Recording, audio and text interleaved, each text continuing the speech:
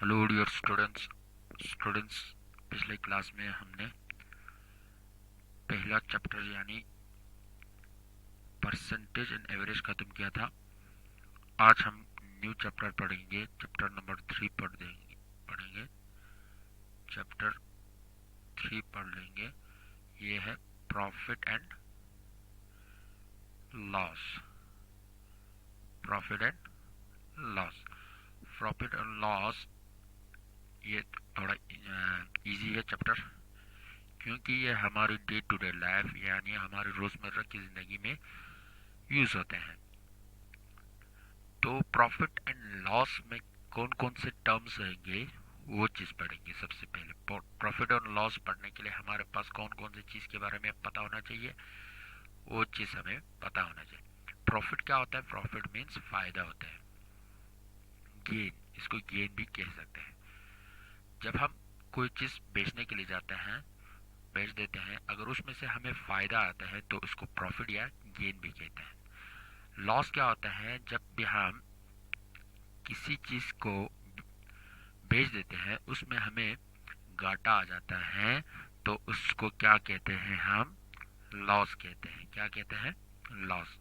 किसी चीज़ में हमें लॉस हो जाता है, तो या बेचने के बाद उसमें घाटा आ जाता है, तो उसको कहते हैं लॉस। अब ये प्रॉफिट और लॉस कैसे निकालता है उसके बारे में हम पढ़ेंगे। इससे पहले हमें सबसे पहले क्या पता होना चाहिए? Cost price. Cost price. Cost price क्या होता है? कॉस्ट प्राइस, वो प्राइस मीन्स कीमत, वो कीमत जिस पे हम सामान को पहले खरीद लेते हैं। फॉर एग्जांपल, हम बाजार जाते हैं, बाजार जाने के बाद एक पेन खरीद लेते हैं, और उस पेन को हमने फॉर एग्जांपल 10 रुपये दे के लाया। अब ये क्या है? ये 10 रुपये जो है हमारे लिए कॉस्ट प्राइस है। क्या है? कॉस्ट प्राइस है। हमने कितने रुपीस को लाया? 10 रुपीस को खरीद के लाए, उसको कहते हैं कॉस्ट प्राइस। अब फॉर एग्जाम्पल मैंने इसको 10 रुपये को लाया, और आगे मुझे ज़रूरत नहीं था तो मैंने किसी को भेज दिया। क्या कर दिया? किसी को भेज दिया। कितने को भेजा? 11 रुपये को भेज दिया। अब 11 रुपये जो है ये क्या है मेरे लिए? सेलिंग प्राइस है। क्या है? सेलिंग प्राइस है। 10 रुपये को मैंने लाया था, वो मेरे लिए क्या है? कॉस्ट प्राइस है, सीपी। कॉस्ट प्राइस को हम शॉर्टकट में कैसे लिखते हैं? CP. C mean cost, P mean price. अब मैंने इसको किसी को भेज दिया, और मैंने 11 रुपये को भेज दिया, तो ये क्या है? Selling price. क्या है? Selling price. या मैंने इसको भेज दिया 8 रुपये को। क्या को? 8 रुपये, 8 रुपीज़ को मैंने भेज दिया, तो ये भी क्या बन जाएगा मेरे लिए? सेलिंग प्राइस बन जाएगा। चाहे मैंने कॉस्ट प्राइस से कम पे बेच दो या ज़्यादा बेच दो, दोनों क्या है? सेलिंग प्राइस है। सेलिंग प्राइस ये ज़रूरी नहीं है हमेशा कॉस्ट प्राइस से ज़्यादा होना चाहिए। कॉस्ट प्राइस से ये कम भी होता है, और कॉस्ट प्राइस से ज़्यादा भी होते हैं। तो कॉस्ट प्राइस क्या होता है? यहाँ लिख देते हैं, is the price. Cost price is the price, ये एक ऐसा प्राइस है, कीमत है, eight which the article, eight which the articles at which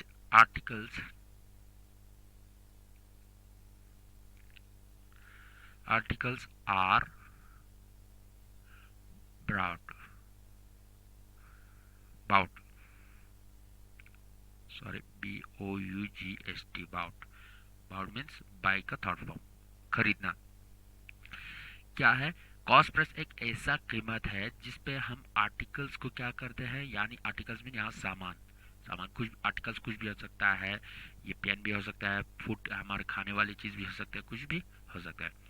तो इस आर्टिकल को हम जिस कीमत पे हम खरीद लेते हैं, यानी सामान को जिस कीमत पे हम खरीद लेते हैं, उसको कहते हैं कॉस्ट प्राइस। ये चीज़ याद रखना है। अब दूसरा है selling price. Selling price. Selling price क्या होता है, जैसे कि मैंने आप लोगों को पहले एक एग्जांपल दिया था। मैंने बाजार में जाके एक पेन लाया, उस पेन को मैंने 10 रुपये को लाया था। अब इस 10 रुपये पेन को मैंने किसी को बेच दिया 8 रुपये को, और जो बेचने वाले ऋण हैं उसको क्या कहते हैं, सेलिंग प्राइस कहते हैं। या दुकानदार ने मुझे कितने को दिया था, 10 रुपये को दे दिया, ये मेरे लिए कॉस्ट प्राइस है। लेकिन दुकानदार के लिए क्या है, दुकानदार के लिए सेलिंग प्राइस है, क्योंकि उसने मुझे बेच दिया, कितने को बेच दिया, 10 रुपये को बेच दिया। तो जो बेचने वाला रेट है उसको कहते हैं सेलिंग प्राइस। अच्छा, selling price is the price is the price at which articles are sold, जिस पे सेलिंग प्राइस एक ऐसा प्राइस है जिस पे आर्टिकल्स यानी सामान को हम बेच देते हैं, तो उसको क्या कहते हैं, सेलिंग प्राइस कहते हैं।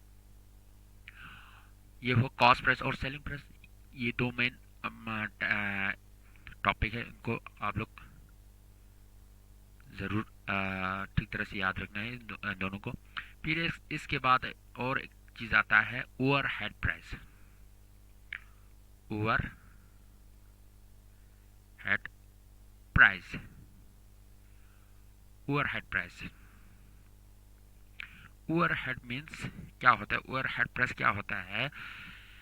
फॉर एग्जांपल एक पर्सन है, एक शख्स है ए, एक शख्स है ए, इसने क्या लाया, एक कार को खरीदा।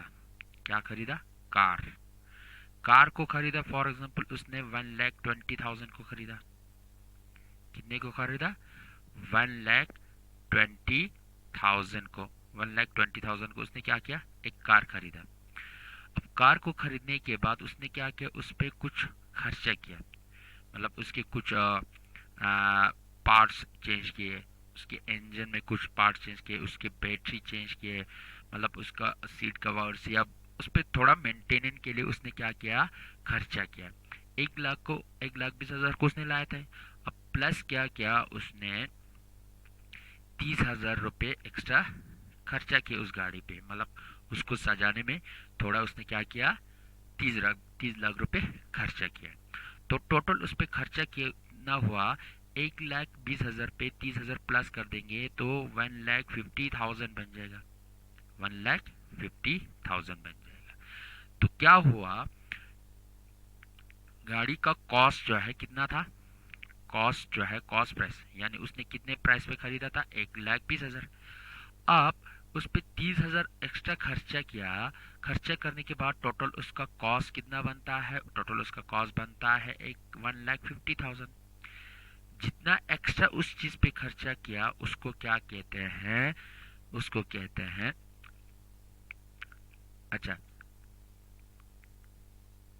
उसको कहते हैं ओवरहेड चार्ज। किसके क्या कहते हैं, ओवरहेड चार्ज। जितना उसने खर्चा किया, एक्स्ट्रा खर्चा किया उस चीज पे, उसको कहते हैं ओवरहेड चार्ज।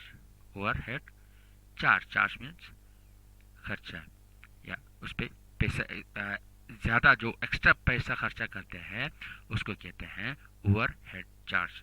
तो ये ओवरहेड चार्ज क्या होता है, additional expenses, additional means extra, expenses means खर्चा, additional expenses and additional means extra add किया, खर्चा ऐड किया उसने, एडिशनल एक्सपेंसेस, एडिशनल एक्सपेंस,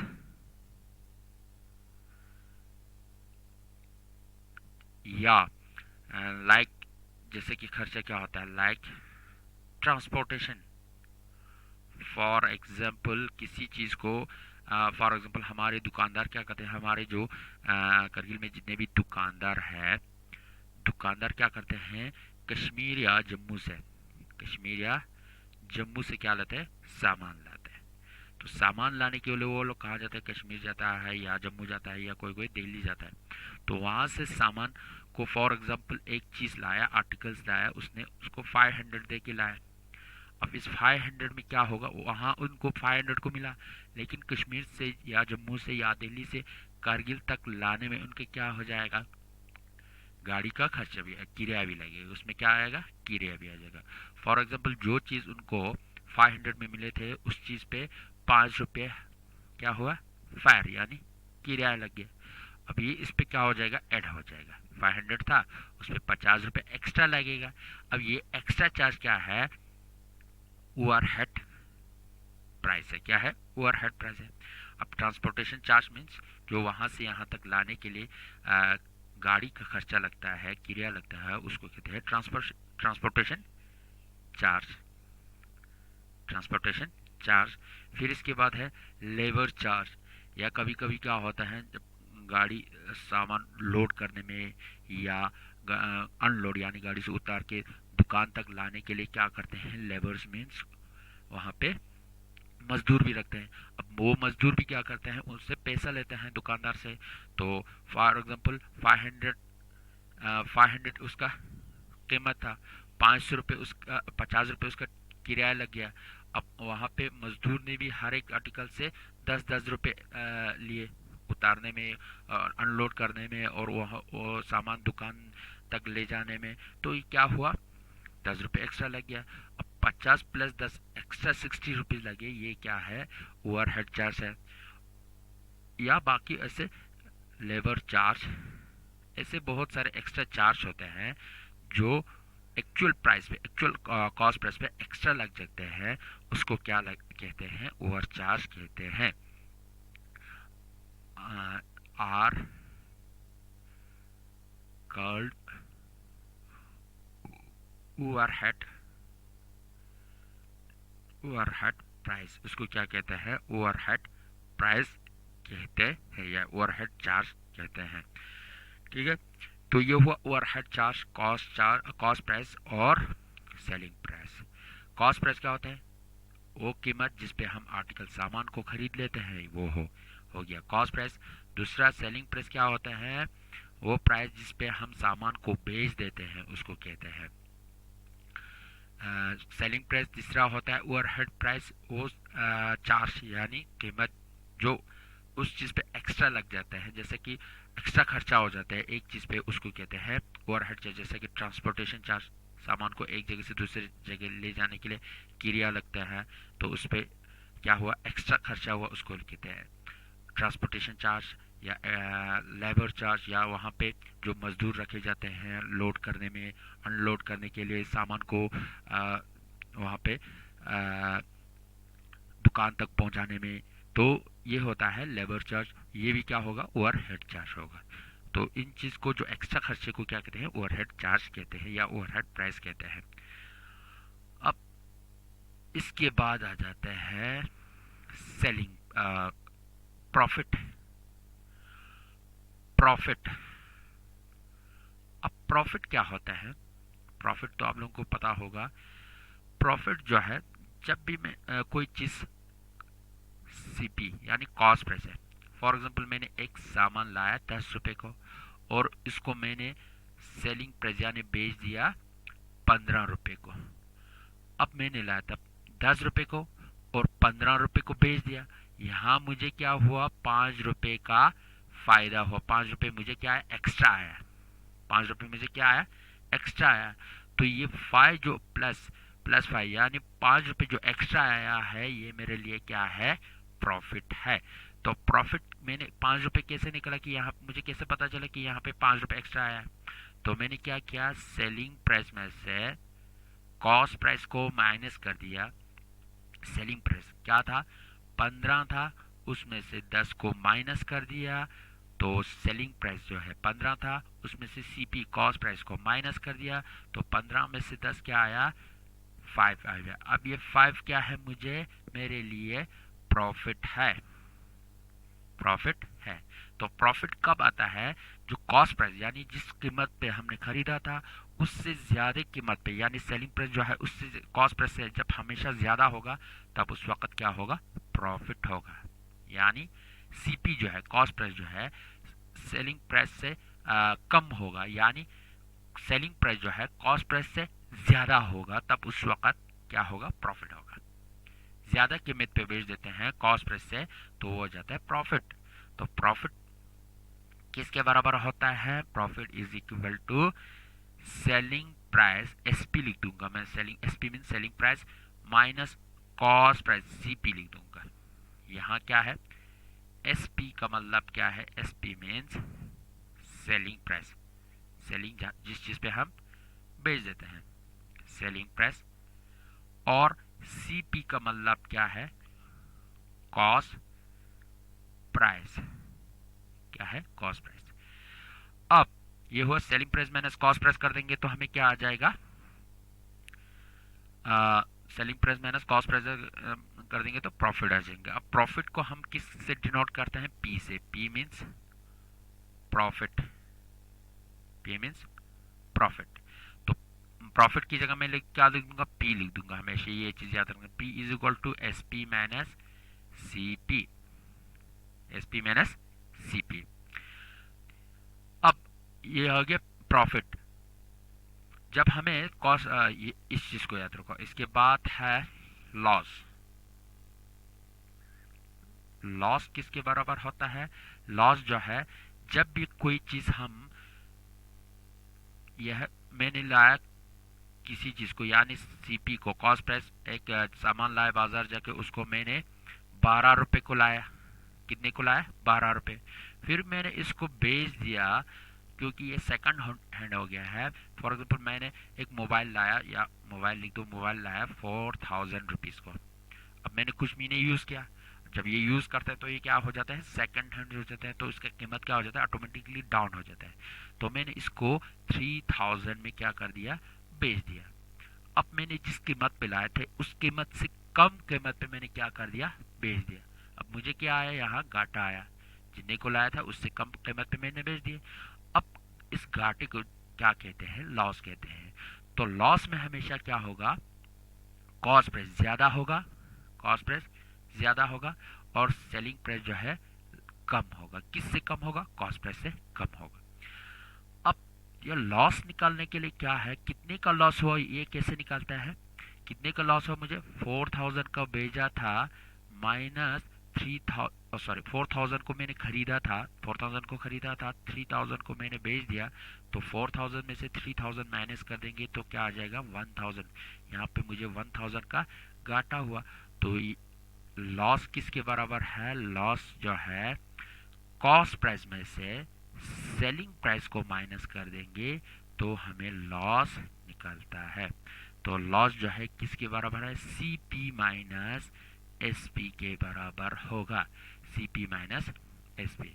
तो लॉस को हम एल से डिनोट करते हैं, loss L is equal to C P minus S P, C P minus S P. ये दो फॉर्मूले याद रखना है, loss is equal to C P minus S P, और profit is equal to S P minus C P. Profit किसके बराबर होता है, जब सेलिंग प्राइस में से कॉस्ट प्राइस माइनस कर देते हैं तो प्रॉफिट आ जाता है। लॉस किसके बराबर होता है, सीपी, कॉस्ट प्राइस में से सेलिंग प्राइस माइनस कर देते हैं तो लॉस आ जाते हैं। तो ये हुआ cost price, selling price, overhead price, loss और प्रॉफिट के बारे में। अच्छा, और एक चीज याद रखो, जब सीपी और एसपी दोनों सेम होगा, सीपी और एसपी दोनों सेम होगा, इक्वल होगा। फॉर एग्जांपल मैंने एक सामान लाया 25 रुपीज को, तो ये हुआ सीपी। अब मैं इसी चीज को 25 रुपए में बेच देता हूँ तो क्या हो गया, CP is equal to SP. उस वक्त ना हमें नेदर लॉस, ना हमें घाटा आएगा, नॉर नॉर प्रॉफिट, ना हमें प्रॉफिट होगा, ना हमें घाटा होगा, ना हमें घाटा होगा, ना हमें प्रॉफिट फायदा होगा। क्योंकि 25 रुपए का लाया था, 25 रुपए को बेच दिया, ना सीपी से ज्यादा हुआ ना सीपी से कम हुआ, इक्वल है सीपी और एसपी। तो उस वक्त क्या होता है, नेदर लॉस, जब सीपी और एसपी सेम होगा तो नेदर लॉस नॉर प्रॉफिट, ना प्रॉफिट होगा ना लॉस होगा। ये चीज याद रखना है। एक चीज यह है C P is equal to S P होगा, तो neither loss nor profit, loss is equal to C P minus S P, profit is equal to S P selling price minus cost price. अब मैं यहाँ पे जब भी selling price और cost price की बात हो रहा है तो मैं एस पी और सी पी बोल दूंगा, तो ये चीज़ आप लोग को याद रखना है। ओवर हेड प्राइस क्या होता है ये चीज़ याद रखना है, सेलिंग प्राइस क्या होता है ये चीज़ याद रखना है, और कॉस्ट प्राइस क्या होता है ये चीज़ याद रखना है। ये हुआ इंट्रोडक्शन। अब हम आ जाते हैं एक्सरसाइज पे, थोड़ा इजी है क्वेश्चंस, तो ये भी कर लेते हैं एक दो क्वेश्चंस। थोड़ा इजी है चैप्टर, क्योंकि ये हमारे डे टू डे लाइफ में यूज़ होने वाली चीज़ है। अब एक्सरसाइज 3.1, एक्सरसाइज 3.1 में क्या है, पहला क्वेश्चन ए में क्या है, find the profit for the following. अब हमें क्या निकालना है, प्रॉफिट निकालना है। प्रॉफिट निकालने के लिए हमें क्या होना चाहिए, सीपी और एसपी होना चाहिए। तो ए में पहला क्वेश्चन जो है कितना दिया गया है, CP is equal to rupees 180 और एसपी इज इक्वल टू 200। तो सीपी प्रॉफिट निकालने के लिए हमेशा एसपी जो है सेलिंग प्राइस जो है क्या होना चाहिए, बड़ा होना चाहिए, तो यहाँ पे बड़ा है। तो प्रॉफिट किसके बराबर होता है, प्रॉफिट जो है S P minus C P. S P selling price में से कॉस्ट प्राइस निकाल देंगे तो प्रॉफिट आ जाएगा। तो एस पी जो है 200 है माइनस सी पी जो है 180 है, रुपीस का सिंबल बाहर लिख देता हूँ दोनों के लिए। अब 180 में 200 में से 180 माइनस कर दो, क्या आ जाएगा यहाँ पे 20 रुपीस का क्या हुआ, प्रॉफिट हुआ। बहुत इजी क्वेश्चन है, क्या करना है, एसपी में से सीपी माइनस कर दो। इसी तरह मैं क्वेश्चन नंबर 6 को कर देता हूँ, बाकी सब आप लोग कर दो, बहुत इजी क्वेश्चन है। 6 पार्ट्स में क्या है, रुपीज सीपी जो है रुपीज 24,500 है और एसपी जो है कितना है 28,600 है, 28,600 है। अब हमें क्या निकालना है, प्रॉफिट। प्रॉफिट क्या होता है ये चीज याद रखना, S P minus C P, S P minus C P. जब भी एस पी ज्यादा होगा, सेलिंग प्राइस ज्यादा होगा, उस वक्त हमेशा प्रॉफिट आ जाएंगे।